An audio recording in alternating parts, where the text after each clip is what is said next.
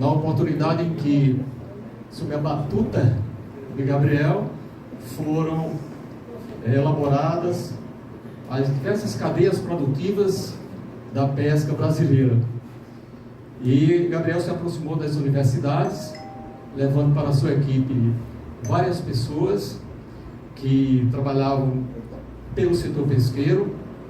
E aqui na UFRN, o convidado para participar foi a minha pessoa. Fiquei quase 2 anos lá trabalhando na cadeia produtiva da pesca artesanal e da aquicultura familiar, juntamente com o colega Giovanni Bildo de Oliveira, que era engenheiro de pesca. E Gabriel, quando terminou as atividades dele em Brasília, em 31 de dezembro de 2002, veio em seguida para Natal, fixou residência aqui, transferiu a empresa dele aqui para Natal. Hoje é um dos exportadores de atuns, dos principais exportadores de atuns do Brasil, provavelmente o maior deles, e se propôs, inclusive, a atender o nosso convite para que fizesse uma palestra sobre a economia do mar, porque gradualmente as pessoas vão tomando conhecimento de que existe a Amazônia Azul, esse grande território, mar territorial brasileiro, riquíssimo e pouco explorado. E hoje os holofotes estão começando a se acender em direção a essa massa que é a nossa Amazônia Azul, riquíssima e ainda inexplorada. E é sobre a economia do mar que o Instituto Histórico e Geográfico do Rio Grande do Norte, entendeu? Tem o prazer de receber hoje uma pessoa especialista para tratar desse assunto. Agradeço a presença de todos aqui, todos os presentes. Ficamos muito agradecidos por estarem aqui. Talvez um pouco essa instabilidade climática, essa chuva tenha atrapalhado um pouco o deslocamento de algumas pessoas, mas eu tenho certeza que os que estão aqui serão brindados com o que existe de melhor em termos de informações no mundo da economia. Então, Gabriel, por gentileza, fique à vontade. Nós estamos muito agradecidos e honrados com a sua presença. Fique à vontade. Vou assistir mais uma aula sua, viu? Mais uma. Bom, boa tarde a todos. Vocês criam essa expectativa que deixa você numa situação difícil. Mas eu quero agradecer muito o convite, essa oportunidade de estar com essa turma pessoal daqui, que a gente já vem discutindo isso há muito tempo, né? Companheiros todos da Marinha que estão aqui presentes, a gente tem feito uma parceria muito grande, né? Estamos construindo aí um espaço naqueles que mais detêm a mentalidade marítima, a mentalidade oceânica, e a gente tem se aproximado muito desse momento, né? Quero aqui agradecer a presidente Joventina Simões por essa oportunidade de estar numa casa nesse padrão. Quando o Cortez me convidou, eu fiquei um pouco intimidado, porque isso aqui é o palco da memória, a casa da memória, aliás, um palco daquilo que existe. E mais importante, que é a memória, que é a história e a geografia daquilo que vivemos e daquilo que somos e onde estamos, né? E então, para mim hoje, eu estar aqui falando sobre essa atividade, é uma atividade que se estrutura historicamente. A construção da atividade pesqueira no Brasil, ele vem do final do século retrasado, século XIX. Depois toma um perfil mais estruturado quando no final da Primeira Guerra Mundial, depois da Primeira Guerra Mundial, a Marinha do Brasil passa a mapear a costa do Brasil, e desde do norte até o Rio de Janeiro e abaixo, criando as colônias de pescadores. As colônias de pescadores tinham um objetivo naquela época, que era de ajudar a Marinha, era uma força acessória da Marinha na vigília da costa, né? Os navios que se aproximassem, eles poderiam, então passaram realmente a ter parte, a ter uma integração com a Marinha. Os primeiros presidentes de colônias eram os capitães dos portos, eram autoridades da Marinha. Então, houve um navio que veio de lá, desceu até o Rio, criando essas. Daí veio todo um processo, depois da Segunda Guerra Mundial, de exploração, a indústria, a necessidade da produção de alimentos, né, nos levou a buscar a exploração do mar. Foi criado já na década de 60 a Superintendência de Desenvolvimento, a SUDEP, da pesca e da agricultura, criando a parte de tecnologia, desenvolvendo planos, estimulando aí mais, de uma maneira mais profissional, mais empresarial, a atividade pesqueira. E aí foi um período importante de estruturação do pensamento pesqueiro, da mentalidade da pesca, do mar, da própria agricultura também. Mas aí tivemos um rompimento nesse processo, né, que estava dentro do agronegócio, e aí estava se desenvolvendo bastante, uma ruptura. Foi extinta a SUDEP, a pesca passou a ser gerida pelo IBAMA, que é um órgão muito mais de vocação de fiscalização e não de desenvolvimento. E aí, daí para frente, nós passamos ao setor pesqueiro, em termos de gestão pública, passou a ficar pulando de estrutura em estrutura. Foi criado o Ministério, depois acabou, foi Secretaria, foi para a Presidência da República, foi para o Ministério da Indústria e Comércio, voltou para a Agricultura. Ou seja, se perdeu o foco completamente e nesse aspecto nós deixamos de ser uma atividade que realmente integrada ao agronegócio, que poderia estar contribuindo muito mais. Mas o Estado do Rio Grande do Norte e o Nordeste de uma maneira geral, mas o Estado do Rio Grande do Norte especificamente, ele tem uma posição muito importante, é interessante, porque a pesca, a atividade pesqueira, tanto a de criação e cultivo, as fazendas marinhas, como a pesca extrativa, a caça do peixe, ele pode ser desenvolvido apenas em 3 macro-regiões, em qualquer parte do mundo. Mas alguns países, algumas regiões têm essa condição, que é a macro-região oceânica, onde você, depois da plataforma continental, as regiões mais distantes, as águas mais profundas, as espécies que se alimentam nas correntes marinhas, que são as macro-regiões oceânicas. A macro-região costeira, que são justamente sobre a plataforma continental, as áreas mais rasas, onde estão os peixes mais sedentários, que estão mais ali, como a lagosta, né, os taços, como o camarão, como o pargo, que a gente conhece. E o cultivo de camarão também, o camarão, aí vem os mexilhões e tudo, nessa macro-região costeira e a macro-região continental, onde estão as águas doces, os canais de irrigação, os grandes reservatórios, os rios, aonde tem ali tanto a pesca como a agricultura. Então, o Rio Grande do Norte tem o privilégio de ser detentor dessas 3 macro-regiões. Isso é importantíssimo. E aí, o que fazer com ela? Essa é a grande pergunta. Mas há uma situação muito importante, é que nós, a mentalidade, a cultura, a visão do mar do Brasil, uma visão extremamente limitada. Nós, apesar de ter sido um país que foi descoberto pelo litoral, nós fomos colonizados pelo interior. Nós somos muito mais, ou éramos muito mais, o país da carne de charque do que do peixe. Na minha época, nós comíamos peixe só na Semana Santa, por causa da questão da quadrilha, da igreja. Era uma coisa forçada. Tá? Esse hábito do pescado, da alimentação, da gastronomia pesqueira, que havia em alguns locais específicos, pontuais, mas no geral não, era justamente, foi desenvolvido recentemente. E veja, a muqueca, fazer os cozidos de peixe, isso em países tradicionalmente pesqueiros, que têm cultura marítima, isso é um crime. Ficar na Espanha e você fazer uma... Ninguém faz isso, porque o peixe é o protagonista. Para a gente aqui não. O protagonista é o molho, é o leite de... Você chega no Japão, você veja isso, é um crime. Porque o peixe é o protagonista. Você é o peixe, no máximo uma batata, uma coisa disso, mas é o peixe. Isso é uma cultura gastronômica que foi se desenvolvendo. E, infelizmente, nós estamos chegando nisso. O Brasil tem essa coisa importante.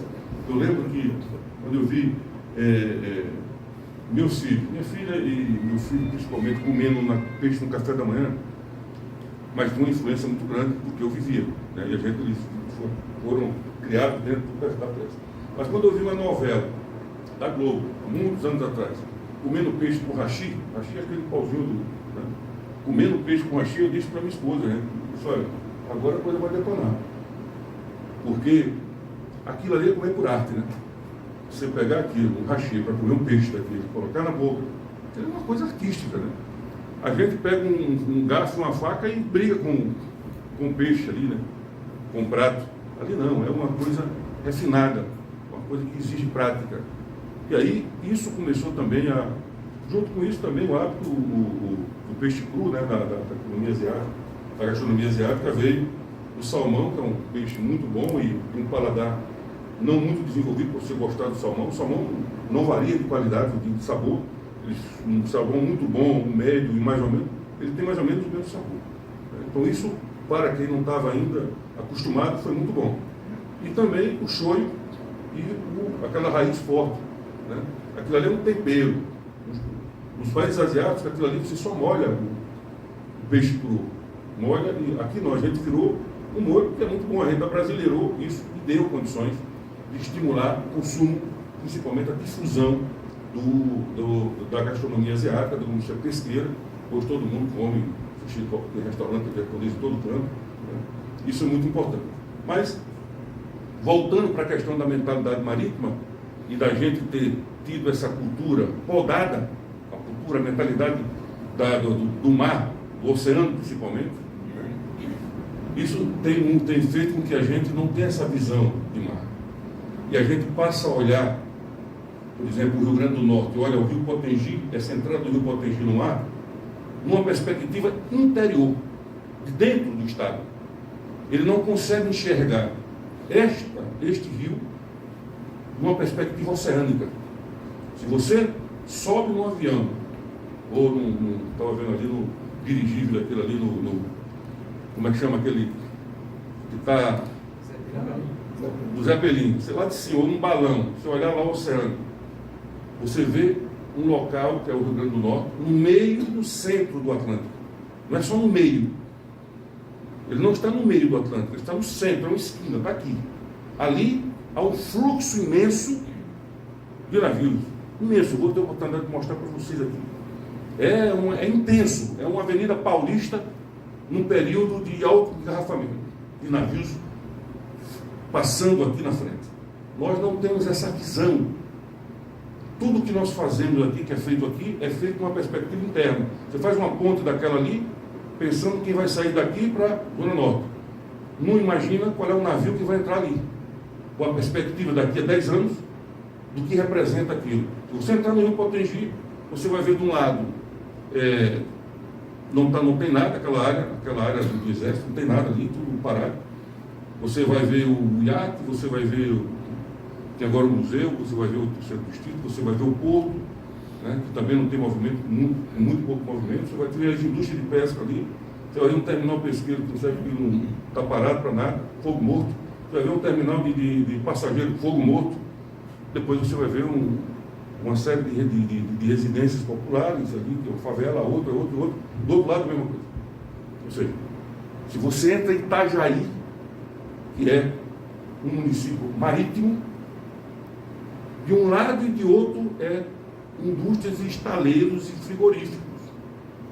Aquele local é um local privilegiadíssimo.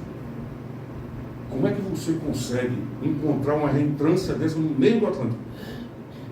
Próximo de blocos econômicos como o Mercosul, com os países africanos, com a América do Norte, com a Europa. Você está ali. Isso deveria ser uma área extremamente estruturada para isso, se pensada com a visão oceânica. Quando você pensa com a visão interna, você está pensando aqui para dentro. Aqui para dentro você tem estrutura, pode ser no centro, você pode colocar toda aquela estrutura dentro, em qualquer lugar, menos numa área como aquela. Então, é tudo uma questão de visão. E essa perspectiva nos tem feito reféns de uma limitação de desenvolvimento. Deixar de explorar uma economia, um espaço geopolítico, aonde você tem hoje um universo de países pescando, que são nossos vizinhos, vou perguntar para vocês aqui. Nós somos vizinhos num continente. Quais são os países que nós temos fronteiras com eles? No continente. Uruguai, né? Chile, não. Bolívia, Paraguai, né? São os países, Venezuela. Esses são os países. Esses países que são limites, que temos fronteira. E no mar, quais são os países que nós temos fronteira? Quais são os nossos vizinhos no mar? Vocês sabem? Quem são os nossos vizinhos no mar? A 200 milhas da gente é a fronteira marítima do Brasil. Quem são os nossos vizinhos ali? Depois dali é água internacional. Alguém sabe dizer quem são os nossos vizinhos? Vou dizer para vocês. China, Japão, Taiwan, Coreia do Sul, França, Espanha. São os nossos vizinhos. Por quê? Porque a frota deles, que representa 85% de toda a produção de pescado do Atlântico Sul, de onde nós somos costeiros, temos uma área de costa toda no Atlântico Sul, 85% dos peixes migradores são capturados por essa frota. E cada barco deste é território do país de bandeira. Está aqui, o pessoal da Marinha que investiu aqui. Então, neste barco, em águas internacionais, é o país dele. Aquele peixe que sai, que é um peixe que não tem identidade, a identidade dele, ele assume a identidade dele quando ele é capturado pelo país de bandeira, passa a ser o país dele. Então, veja. E nós e os países africanos deixamos esse espaço, apesar de nós estarmos a 3 dias de navegação dessas áreas onde eles pescam, pescamos junto com eles. Os nossos barcos pescam junto com eles. O comandante japonês fala com o comandante do meu barco e o meu com o dele, numa linguagem técnica, né, de coordenada geográfica, de olha, eu estou lançando o meu material aqui, são 120 km de material, o dele é 150, 120, eu estou lançando nessa direção, lança a tua nessa, ok? Ok. Nós estamos. Só que ele vai ter que ir para a África do Sul desembarcar, ou subir para Cabo Verde desembarcar, ou ir para Trindade e Tobago desembarcar, ou entrar em Dakar para desembarcar. E a gente volta para Natal, pega o peixe a 1.200, a 600 milhas daqui, onde eles estão, volta para Natal, desembarca aqui em Natal, bota o peixe dentro de uma caixa, bota num caminhão, manda para Recife ou para Fortaleza, e de lá manda para o mercado de Nova York e de Tóquio ou da Europa para ser consumido cru. Nós fazemos isso. Então veja que situação. Nós estamos posicionados estrategicamente próximo, podemos ser extremamente mais competitivos, mas nós não representamos nem 5% das capturas do que se pesca. Então, esta é um pouco da realidade. E eu vim hoje aqui para mostrar para vocês e conversar com vocês e apresentar para vocês aquilo que eu acho que é a grande alavanca, né? As possibilidades de você dar condições ao empreendedor do Rio Grande do Norte, que são fantásticos. Esse é o maior ativo que o Rio Grande do Norte tem, é o maior ativo que o Nordeste tem, que o Brasil tem, é o empreendedor brasileiro, que é versátil, sabe lidar com pressão, sabe lidar com a adversidade, se mantém dentro de um ambiente de negócio extremamente difícil, aonde um país todo olha para eles como alguém que não tem a qualificação. Não são bons. Então, eles têm que vivenciar tudo isso, sobreviver e manter. Porque hoje a economia desse país, o emprego e a renda desse país, ela é gerada e as responsáveis são as micro, pequenas e médias empresas. São as grandes. Das 89% das empresas dos CNPJs do Rio Grande do Norte são micro e pequenos empresários. 11% são médios e grandes. 11%. Grande deve ser 2%. O restante é médio. Mas a grande maioria são micro e pequenos empresários, que a gente encara como se não tivesse grande valor, e nem ele se dá esse valor. Por quê? Porque a sociedade não o vê dessa forma. E na questão da pesca é a mesma coisa. Hoje nós somos responsáveis por 85% da exportação de peixes nobres, de atuns nobres do Brasil, o Rio Grande do Norte. O Rio Grande do Norte é o único estado onde seus empresários fazem rastreabilidade do peixe. Um peixe capturado, um atum capturado por uma empresa do Rio Grande do Norte, ele vai lhe dar um nome, ele vai lhe dar um perfil do peixe, dizendo o dia que foi capturado, se subiu vivo ou morto a bordo do barco, a profundidade que foi capturada, a temperatura, o local no Atlântico, o tamanho do peixe, a espécie, o teor de gordura, o frescor, a textura e a transparência da carne. É como você pegar uma garrafa de vinho e dizer, olha, eu quero um vinho Carmenere de uma vinícola da Argentina, de tal ano, de tal safra, agora eu quero ele com um pouco de transparência, um pouco encorpado, com um odor assim, um buquê assim. Você pega um peixe capturado por uma empresa atuneira do Rio Grande do Norte e diz, eu quero um atum, número 1 de transparência, 2 de textura, que tenha 3 Fs de gordura, capturado no Atlântico Norte, entre o mês tal e tal. Este peixe, o cara tem como lhe dar, dizer, isso que eu estou dizendo para você. É só ir ali na Roche e ver o desembarque e está lá. Eu creio que o já foi, o pessoal aqui já conhece. Já viu. Então, esse nível de tecnologia, esse nível são pequenas e médias empresas que estão fazendo do Rio Grande do Norte, mas ninguém sabe. Todas as vezes que o VU dá uma entrevista a um jornal, eu digo a mesma coisa. Eu estou aqui desde 2003. Nós já fazíamos isso desde 2008. Nós começamos a rastrear peixe antes do Brasil começar a rastrear boi. Veja a que nível a gente está. Então, essa importância que nós temos, associada a essa capacidade empreendedora do Rio Grande do Norte, do povo do Rio Grande do Norte, dos empresários e tudo, tem a estrutura e a geopolítica e a geografia que foi benéfica com ela. A localização estratégica.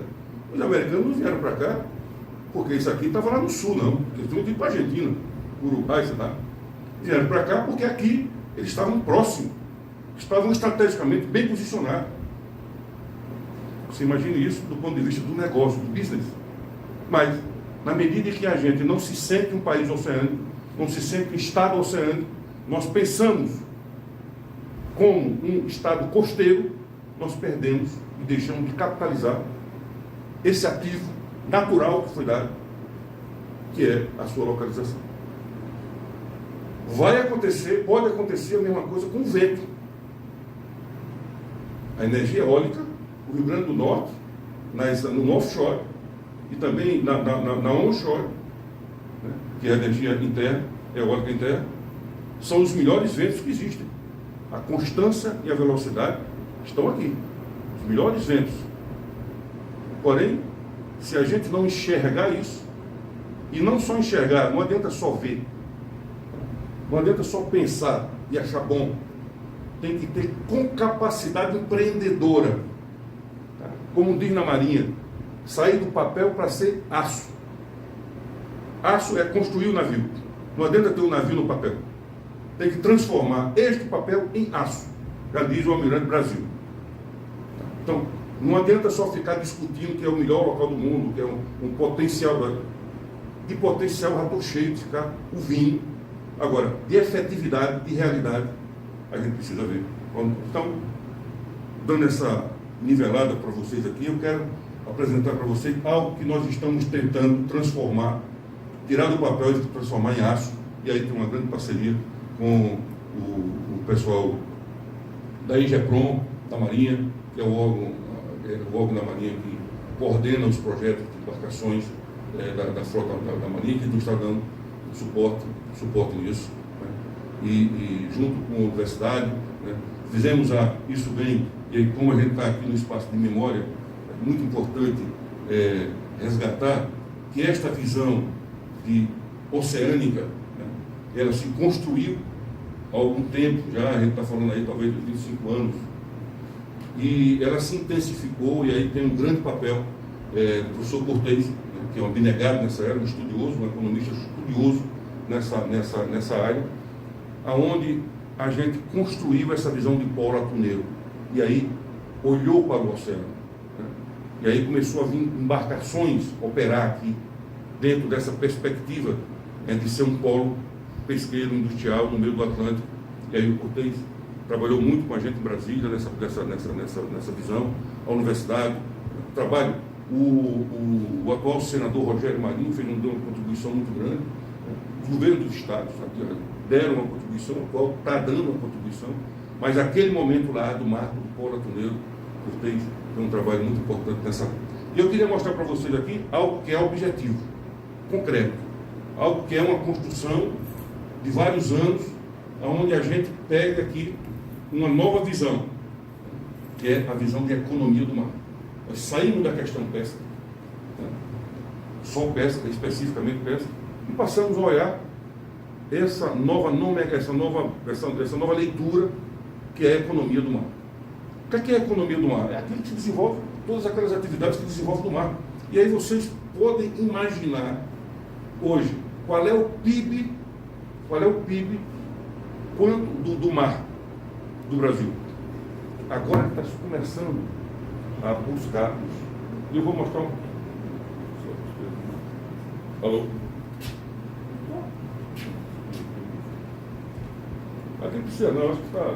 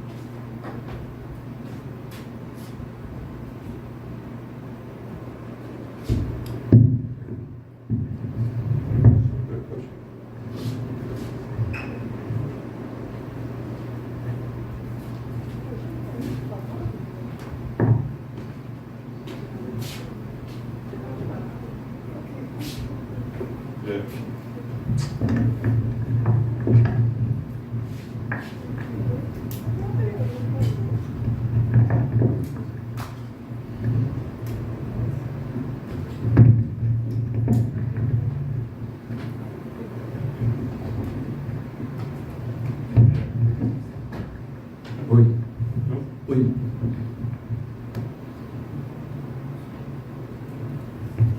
Bem, então, o que eu vou apresentar para vocês aqui é um projeto objetivo da utilização desse espaço geopolítico do mar.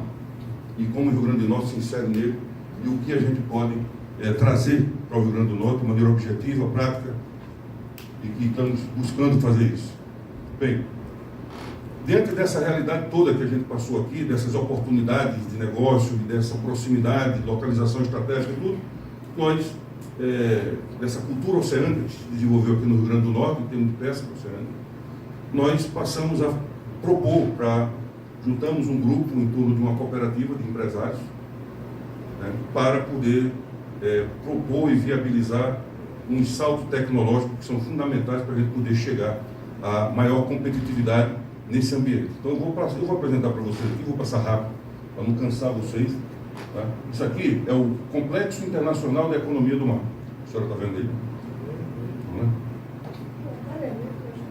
Complexo Internacional da Economia do Mar do Rio Grande do Norte. Isso aqui é o terminal pesqueiro, essa foto que vocês estão vendo aí. É o terminal pesqueiro que está lá parado, não tem nada. Né? Isso aí está abandonado, jogado lá, não tem... Está lá e a gente tenta buscar transformar isso, utilizar essa estrutura para ser uma grande indústria de transformação e processamento, né? Porque é uma base extremamente importante para a gente deixar ser utilizada. Bem, eu vou apresentar para vocês rapidamente qual é o negócio do pescado no mundo, o que significa esse negócio aqui, qual é o tamanho desse business, né? O cenário geopolítico, isso que a gente está falando aqui, onde é que se desenvolve essa atividade, quem são os nossos competidores e como é que, em que espaço se desenvolve isso. Depois, quais são essas oportunidades de negócio para o Rio Grande do Norte, nesta região e nesse negócio. O agronegócio do atum no Rio Grande do Norte, dá uma visão rápida para você ver a situação atual como está. O salto tecnológico necessário para que a gente possa realmente verticalizar e se tornar uma base no Atlântico que seja, eu diria, um grande vetor de desenvolvimento, né, no Atlântico. E qual é o projeto proposto? Então, vou passar rapidamente nesses primeiros. Aqui só para que vocês tenham uma ideia da produção e uso no comércio mundial do pescado.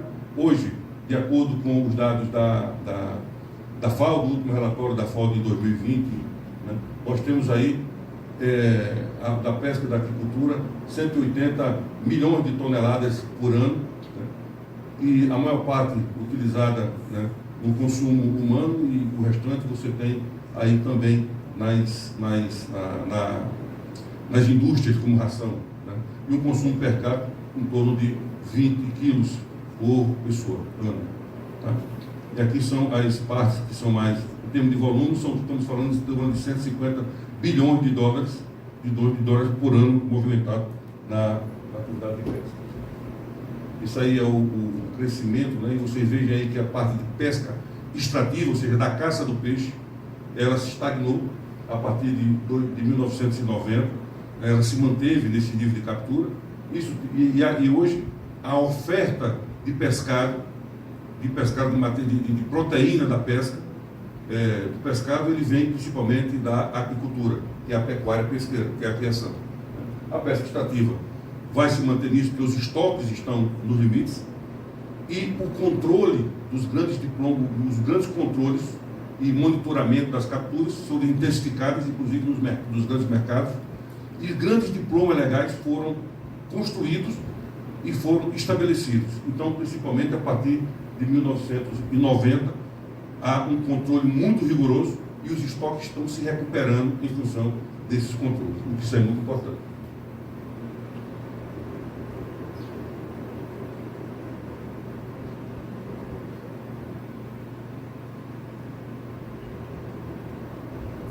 Bom, isso é um crescimento, você vê um gráfico que mostra o crescimento da importação de pescado nos países desenvolvidos e em desenvolvimento, né, onde há um crescimento do consumo vertiginoso dessa commodity que é o pescado, que é a que mais cresce. Alô? Aqui é um ponto importante, é o preço médio mundial do peixe, para vocês terem uma ideia de como é que ele se movimenta, como ele cresce. E esse aqui é a exportação de peixe e atum por país. Você vê que o peixe do Brasil, o atum exportado do Brasil, ele tem quase o dobro do peixe, do preço do atum mais caro, que é o da China, e depois de Taiwan. Isso em função da qualidade do peixe, processamento, a distância, e nos dá essa vantagem competitiva em relação a essas outras frotas.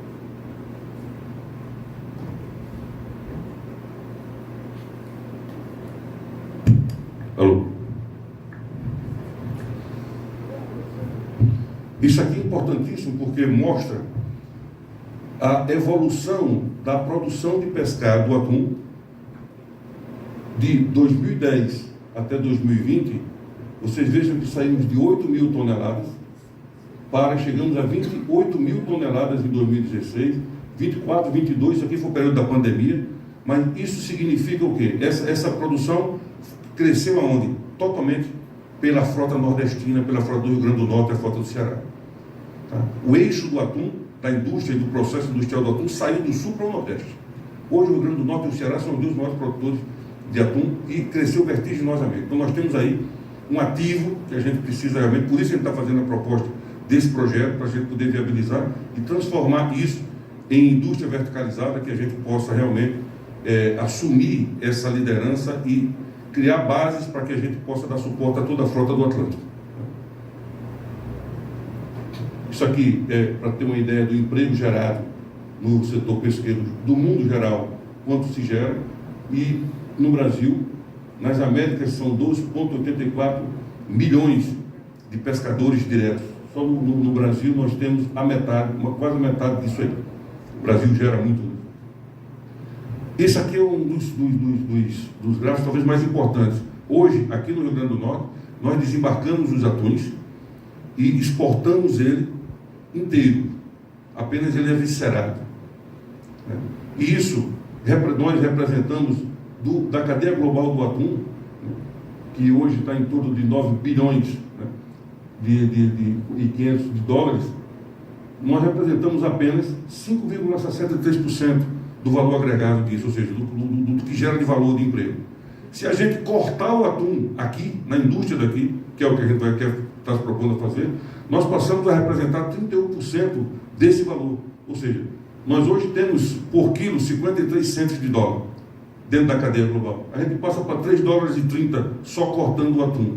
E se a gente processar ele até o final, a gente passa a receber dos 9,47 dólares os 5,63 de industrialização. Então, é um crescimento em termos de valor bruto de produção de quase 953%. Ou seja, nós estamos perdendo porque nós estamos exportando commodities, que esse é um grande mal do Brasil.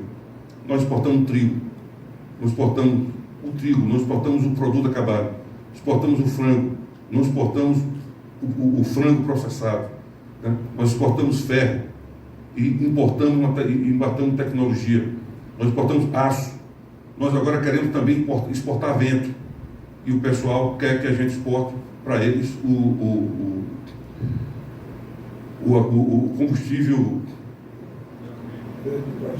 o hidrogênio. O hidrogênio vai viabilizar as indústrias lá, que vão ter mais competitividade que a gente e vai mandar produto acabado para a gente. Ou seja, a gente precisa aprender a utilizar a matéria-prima e transformar. Para isso a gente precisa de mão de obra, a gente precisa de tecnologia, a gente precisa de capacidade. Estavam falando aqui com a presidente, que é um diretor aqui do Instituto, e a gente estava falando justamente dessa questão da preparação, né? Da cultura, da leitura, né? Da visão histórica, da visão geográfica, da visão cultural, a perspectiva, a visão geral, eólica. A gente precisa entrar nisso para que a gente não continue sendo um mero produtor e exportador de matéria-prima, né? Isso é o que a gente está se propondo a mudar nessa atividade.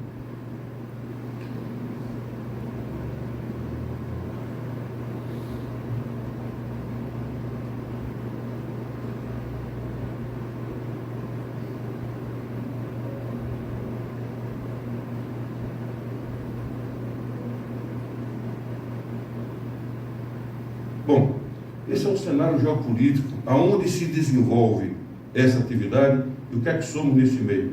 Isso aqui é para vocês terem uma ideia do que é a geopolítica no oceano. Esse gráfico aqui é o Atlântico Sul. O Brasil, o Atlântico Sul, ele está dos 5 graus norte, ou seja, da linha do Equador, que é 0, você sobe 5 graus, que são 300, cada grau são 60 milhas, né? Então você tem dali até embaixo o Atlântico Sul, é onde o Brasil é hegemônico nisso. Aqui na África, essa linha, essa cor mais escura, mais clara, próxima a gente, a nossa zona econômica exclusiva, 200 milhas. Tá? E essas ilhas aqui, essas ilhas que você está vendo aqui, que são arquipélagos, né? Eles pertencem à Inglaterra. Então aí é território inglês. Vocês vejam a importância, né, que tinha a Inglaterra naquela época em termos de presença estratégica no Atlântico. Tudo isso era ilha. Uma guerra estava ali, ela tomava conta do que quiser. Né? Ali é Santa Helena, onde ficou Napoleão Bonaparte, no rio ali, foi preso ali, bem próximo. Então esse é o cenário, né? E essas águas, essa parte mais escura, são águas internacionais. São águas internacionais. Ou seja, que qualquer barco pode estar operando lá dentro, pode estar trabalhando lá dentro. Isso aqui é importante porque são correntes marinhas. Na questão dos atuns e dos grandes migradores, é onde eles buscam a alimentação deles. Eles buscam a alimentação, os peixes, os plânctons, os peixes que comem os plânctons, que eles vão comer aqueles peixes, nas correntes marinhas. Então, eles navegam, são grandes migradores, são espécies de muita velocidade, como os tubarões, os atuns. A baleia também migra em função das correntes marinhas. Então eles circulam o Atlântico, né? Você veja, tem vocês estão vendo uma corrente que vem em direção ao Rio Grande do Norte, né? Onde tem aquele hub ali. É a corrente africana, ela chega ali na plataforma continental. O que é a plataforma continental? Você entrar em Ponta Negra aqui e começar a andar para dentro do mar, você vai afundando. Quando você chegar em 200 metros de profundidade em relação ao nível do mar, se você der um passo, você cai. Isso aqui é a plataforma. Quando você chegar em 200 metros, você der um passo, você cai para 4.000, 3.000, 2.000. Aqui é o talude da plataforma continental, é o fim da plataforma. Tá? Aqui a profundidade média é 55 metros, 80 metros. Aqui, 4.000. Aqui você não vai buscar o peixe em 4.000 metros. O peixe que está aqui, ele se alimenta nas correntes marinhas. Então ele migra. Ele não tem um país específico. Ele não sabe qual é a fronteira. Então ele vem da África aqui, ó, bate em cima do Rio Grande do Norte a corrente marinha, desce corrente do Brasil e se encontra lá em Cabo Frio com a corrente das Malvinas. E ali faz o efeito de ressurgência que a gente conhece. Então, e circulam tudo novamente. Os navios pesqueiros, como os nossos, e os outros, dos outros países, buscam o peixe que está correndo no Atlântico. Tá? Esse peixe não pertence a nenhum país, mas ele é monitorado por uma instituição internacional chamada ICCAT, que é o nome, a sigla em inglês de Comissão de Conservação para o Atum Atlântico, um órgão da ONU, que estabelece quanto cada país pode pescar. Não é qualquer país que chega lá e pesca, não.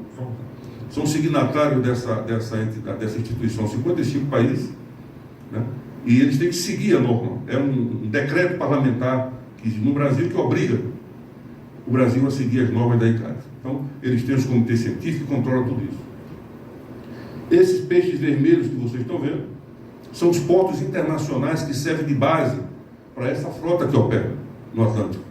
O Brasil não tem um porto que sirva de base, né? E esse porto nós queremos fazer que seja o Rio Grande do Norte, né? Natal. Aqui é para que vocês tenham uma ideia daquilo que eu falei, o que é o movimento, o que é o fluxo, né? O que é o fluxo que existe no Atlântico.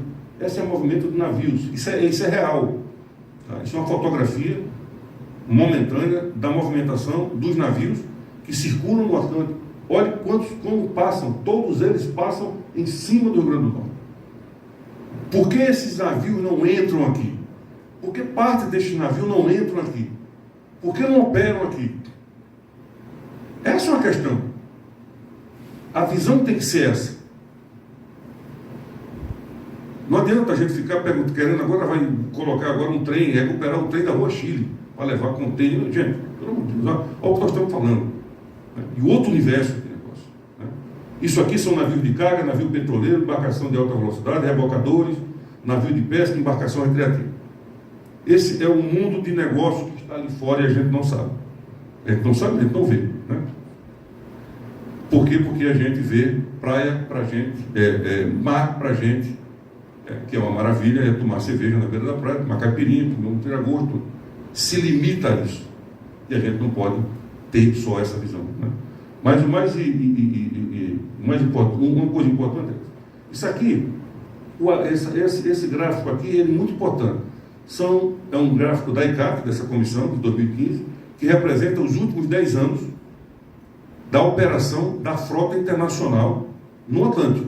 Vejam, esse azul escuro é barcos atuneiros de pesca de espião. Esse amarelo, barco atuneiro de pesca de cerco. O vermelho, barco atuneiro de pesca de pulseira. São formas de pescar diferentes, mas todos atuneiros. Nós estamos falando aí de centenas de embarcações. Olha onde eles estão localizados. A maior parte dessa embarcação vocês vão ver agora de onde é. Sim, e veja a localização em relação a gente e a África. Né? Essa é uma foto da frota atuneira que está pescando no Atlântico neste momento. Você tem a Espanha, Japão, amarelo, Coreia, Brasil, o azulzinho lá dentro da zona econômica exclusiva, bem encostado, a França, Taiwan. Então veja, olha a frota que está ocupando. Por isso, eu perguntei para vocês, quais são os nossos vizinhos no Atlântico? São esses países aí.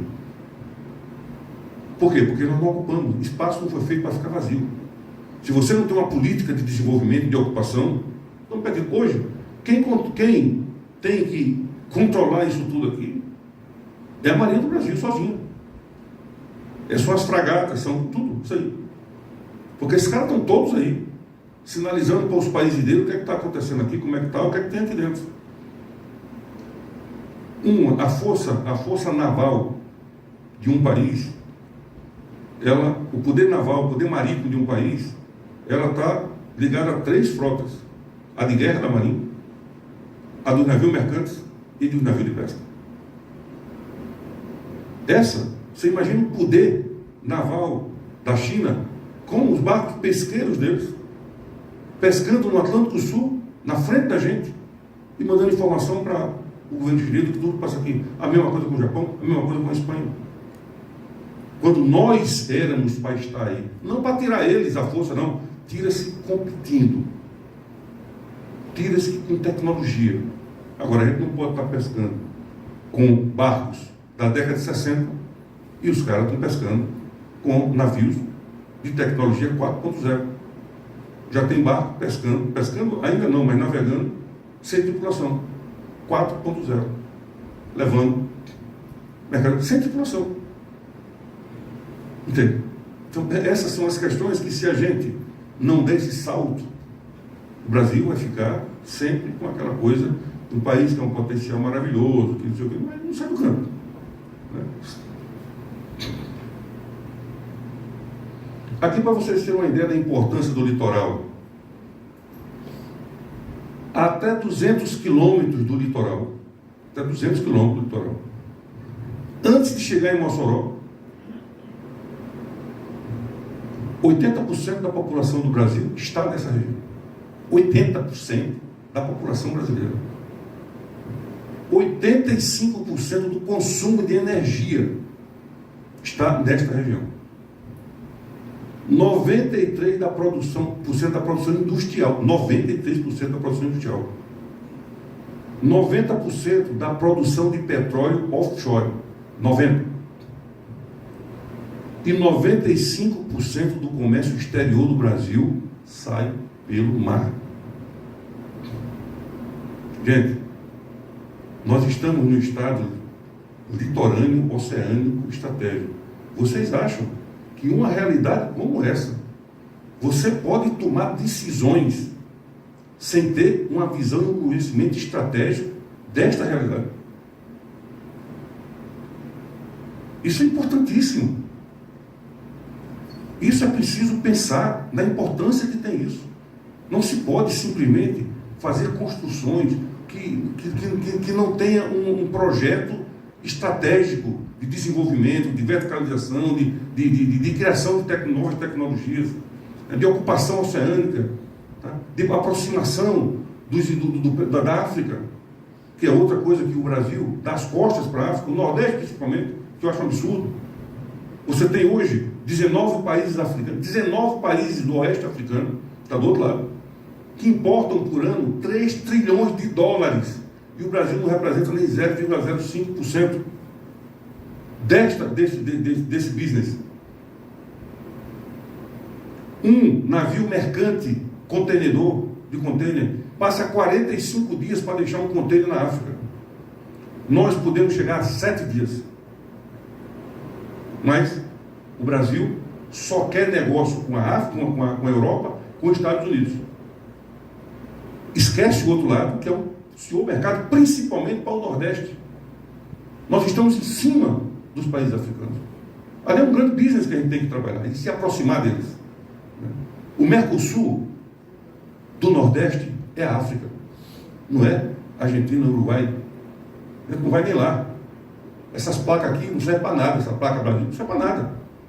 Mas vai para onde? Foi para que país? Vai para o Paraguai. Quem é que daqui vai para o Paraguai de cá? Não. O nosso Mercosul são os países africanos. Cabo Verde é um país que tem um voo de Recife. São 3 horas e meia de voo. a mesma distância, ao mesmo tempo para São Paulo.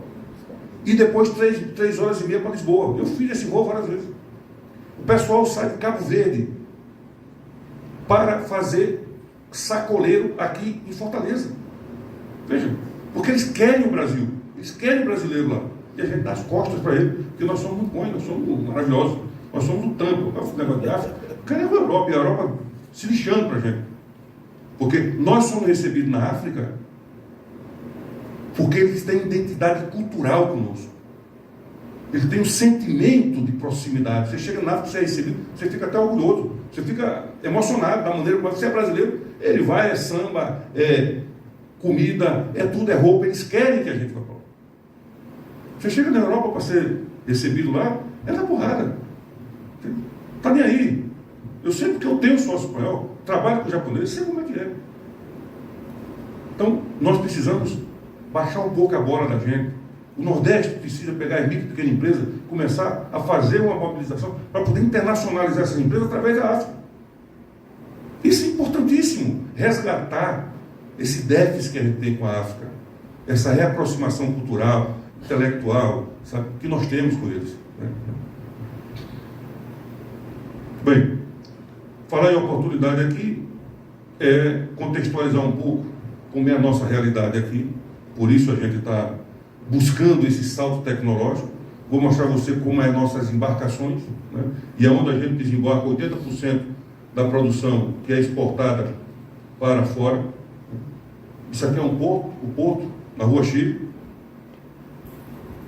Instituto Histórico e Geográfico não permite que você faça mais ali. Instituto Histórico e Geográfico, não, desculpe. O banco não permite que você faça mais cais de alvenaria ali, não permite, tem uns problemas que eles não deixam de fazer, tem que trabalhar com madeira. Essa é a frota tuneira que desembarca, aqui são aqui as empresas, as indústrias, aqui, ó, que a gente desembarca o peixe, tá? E daqui vai para a indústria, da indústria entra no caminhão, vai para os aeroportos e vai para os grandes mercados, para os melhores mercados do mundo. Nova York, só top.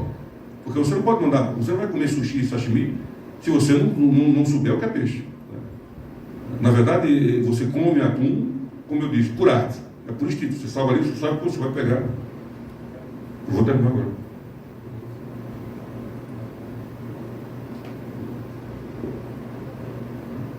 Bem, isso aqui é uma frota de pesca de atum. Olha os atuns onde estão lá dentro.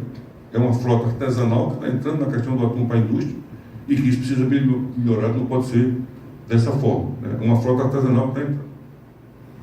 Isso é uma frota comercial já, e a gente precisa dar esse salto tecnológico, que é justamente pescar no ambiente do atum, que é 340 metros de profundidade. Hoje a gente não consegue chegar, só chega até 120.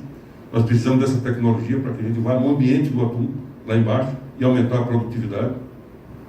Essa aqui é uma tecnologia de armazenamento a bordo, chamada Super Frozen, uma tecnologia de menos 60 graus, onde o peixe sobe vivo, ele é viscerado, ele é colocado no túnel de congelamento, ele leva um choque de 260 graus, ali já morto, porém ele ainda não concluiu o rigor mortis.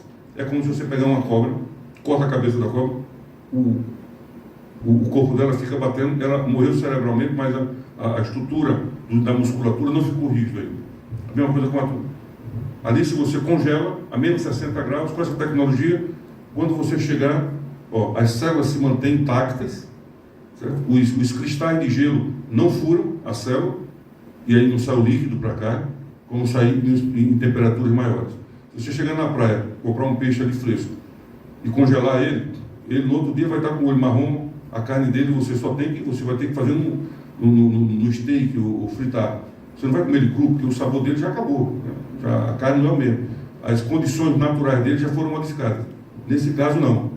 2 anos depois, quando você descongela o peixe, ele volta a concluir o rigor mortis, como se tivesse vivo. Ele conclui, ele fica batendo. Então, aqui, ó, como é que ele fica, a carne dele. Isso aqui é o peixe. Essa tecnologia nos permite planejar melhor a comercialização e ter uma competitividade maior do que a gente tem hoje. Esse é um barco Super Frozen que a gente está propondo, estamos discutindo aí com a Engepron o modelo mais adequado para que a gente possa adquirir esse barco. São barcos com uma tecnologia bastante avançada, não só de captura de profundidade, como de monitoramento. É um barco que lança 150 km de material, todo automatizado, vai na profundidade que tem que ir. Esse barco, todas essas capturas são controladas, monitoradas, cada peixe é controlado. Você vai ter câmera a bordo, você tem todo um relatório, cada peixe desse para ser exportado tem um relatório do peixe. Então há um monitoramento para a sustentabilidade dos estoques. Nós não podemos pescar mais do que é possível para a renovação dos estoques, porque isso é um recurso que se renova e fica ad eterno se for pescado da forma correta, que é o que está acontecendo com a gente. Tá? Isso aqui é uma lingada de atum, não é um cacho de uva, né? Rasteado. Você vê essa plaquinha que está aí, né? É a rastreabilidade do peixe, você sabe tudo aquilo que eu falei. Tá? Esse peixe foi um desembarque de um barco da gente aqui no Rio Grande do Norte, vocês estão vendo ali a ponte. Tá? Esse é o processo industrial. Aqui é o corte que eu falei para vocês. Se a gente fizer esse corte, a gente sai do charuto. Né? Hoje a gente manda o peixe assim.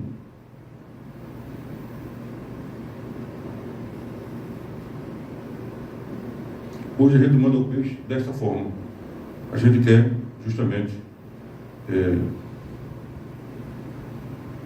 nós queremos fazer isso, esse corte primeiro. Esse cortezinho aqui, que você já manda para o restaurante direto. E isso aqui, que é o atum 6 meses, 8 meses depois que foi capturado, como se fosse capturado hoje. Ou seja, você congela o tempo. Aquele momento ali é congelado, o peixe é congelado naquele momento. Quando você recupera, volta. É isso. Bem, esse é o projeto que tem muito, né? Vamos gerar 3 mil empregos, 5 mil empregos, 3 mil empregos na frota, 2 mil direto, e vai movimentar cerca de 2 bilhões de reais por ano. Bom, bem, gente, isto é o que nós queremos, sair do discurso. Nós temos os empreendedores, hoje nós temos uma posição favorável, né, de crédito para apoiar esse projeto, um projeto de extrema importância. Ele não está ligado somente à pesca do atum, isso é uma coisa que vocês...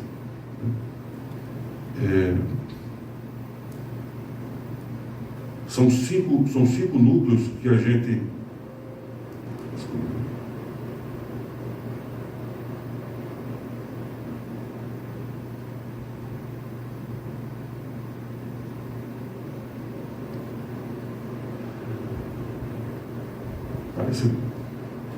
não, porque saiu daí, né? Bem, são 5 áreas que esse complexo da economia do mar vai atuar, que é a pesca oceânica, a nova frota, a indústria de processamento, pequenos mercantes para a África, para ir levar mercadoria das empresas do Nordeste, da micro e pequena empresa do Nordeste, para empresas da África. Vamos começar por Cabo Verde.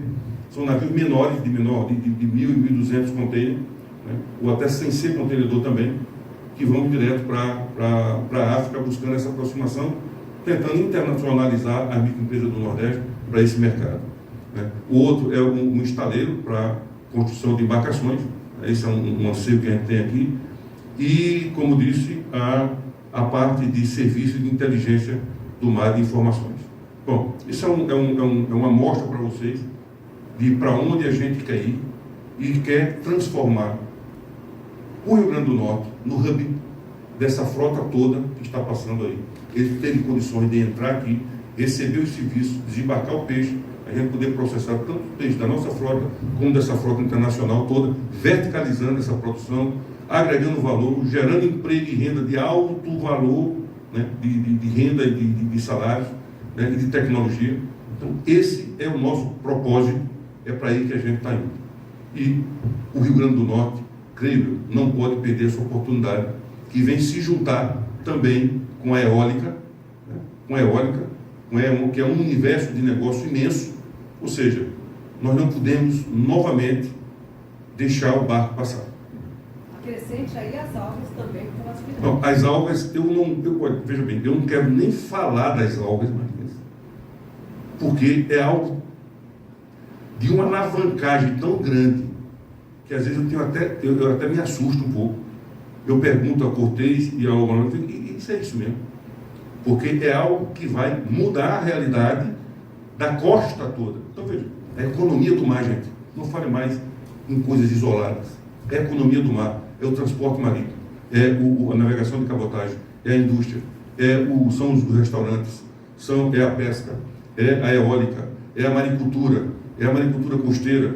E para isso nós precisamos capacitar as marisqueiras, o pessoal da beira de praia, os pescadores. Os pescadores artesanais precisam vir para poder proteger esse recurso e se apropriar desse recurso e criar essas condições, porque não adianta você avançar tecnologicamente se você não socializa esse ganho com a comunidade.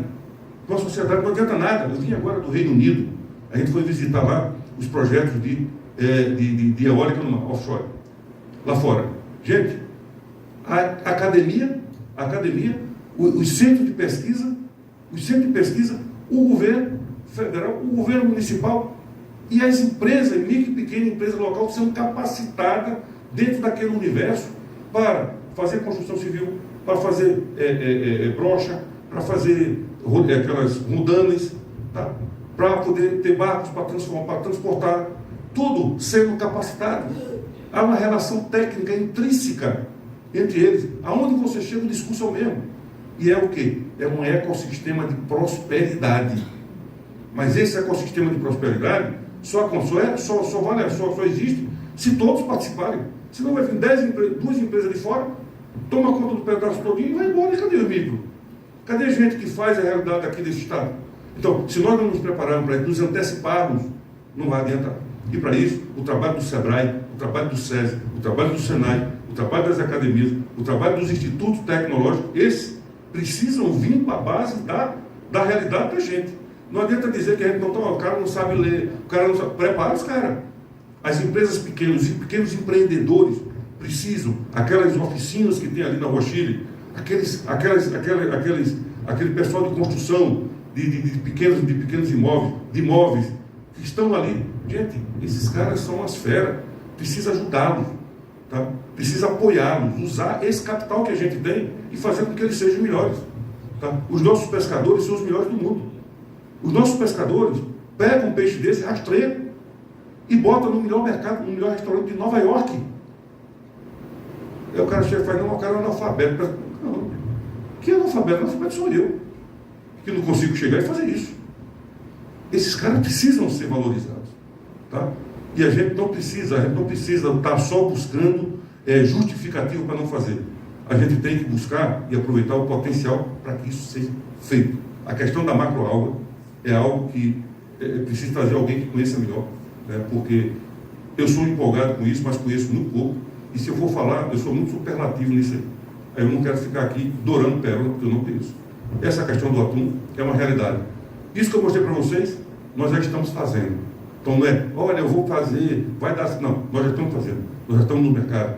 Nós somos os melhores que existem hoje. Nós competimos com os japoneses, com os taiwaneses, em condições, e os espanhóis, com condições muito mais adversas da deles. Eles têm tudo, e nós somos melhores que eles. Então, o que é que falta para a gente? Efetivamente, políticas públicas eficientes, crédito voltado para a realidade. Não adianta trazer crédito e ficar na metade do caminho, porque não chega para a gente. Para quem é pequeno, não chega. Tá? É só discurso. Então, o que fazer para mudar essa realidade?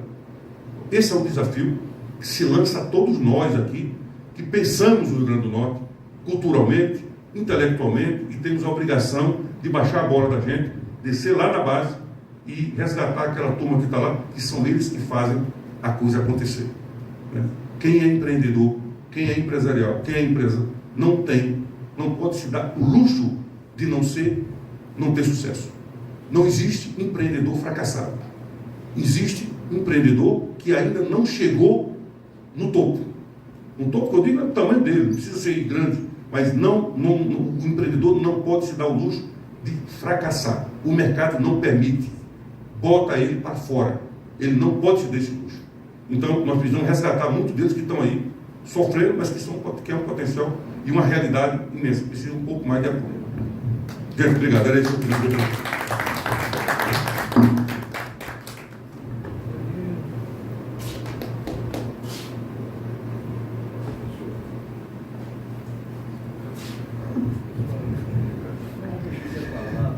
Muito obrigada pela aula que nos foi ministrada hoje, com maestria.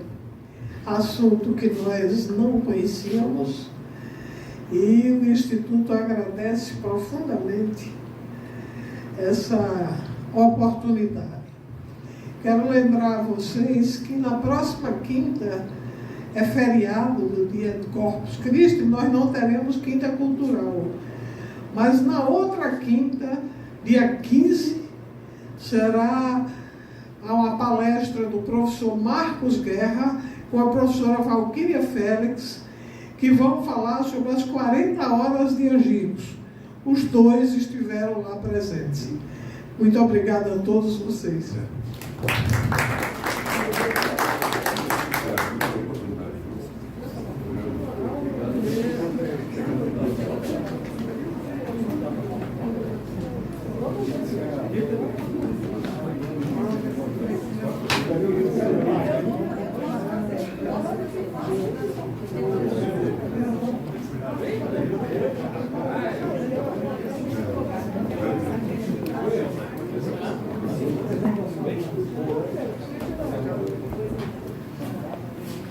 Ei, Luiz Fernando,